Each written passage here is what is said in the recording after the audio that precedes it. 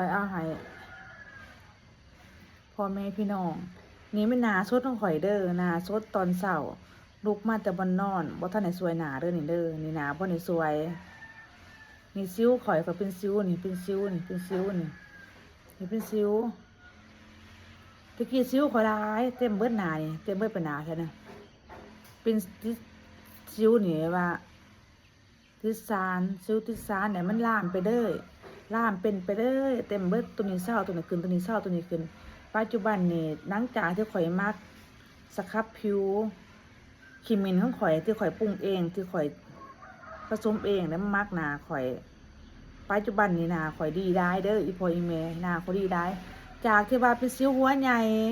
สิวหัวใหญ่สิวน้อยสิวอักเสบสิวซ้ำสิวเป็นน้องปัจจุบันนี่ดีได้สิวใหญ่นี่สิวใหญ่เนี่ยมันอยู่ตรงเป็นลำดำนี่ปัจจุบันนี่มันจางออกมันดีขึ้นนะมันจางออกนี่หน้าก็เป็นสิวนี่เป็นสิวแล้วเนี่ยมันนี่นี่มันหน้าผากข่อยนี่เป็นสิวเป็นสิวเดี๋ยวข่อยยิกจากที่ว่ายิกไปยิกมาก็เป็นแปลวเป็นแปลวไปเป็นแปลวมานี่เกิดเป็นฝาเด้ออีพ่ออีแม่เกิดเป็นฝา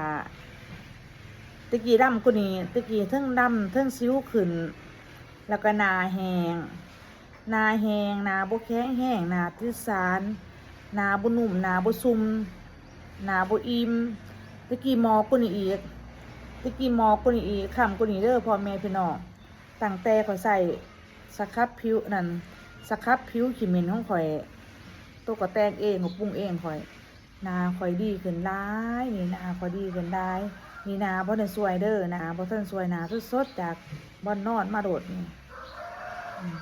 ทีนี้ใบหน้าข่อยดีขึ้นได้ตะกี้เป็นสิวเต็มแค่นี้สิวเต็มสิวใหญ่สิวเต็มหน้าก็ค้ำหน้าล่ำหน้าบ่แข็งแห้งทากับแป้งก็บ่จับสิทาปานใดก็บ่จับแล้วก็หน้าแห้งหน้าบ่ซุ่มฝาร้ายแท้นี่ปัจจุบันนี้ฝาจางร้ายแล้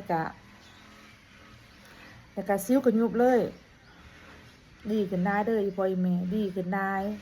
มีหน้าบ่สวยเด้อนี่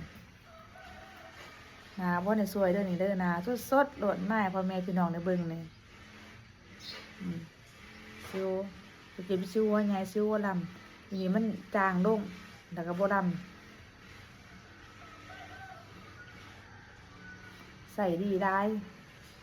ใส่ดีแท้พ่อแม่พี่น้องจางหน้าผากกว่านี้เป็นสิวเป็นฝาจางลงหลายจังน้อยเขาจะเอาครีมเมนมามาร์กให้พ่อแม่พี่น้องไปเบิ่งนำกันอีกเด้อ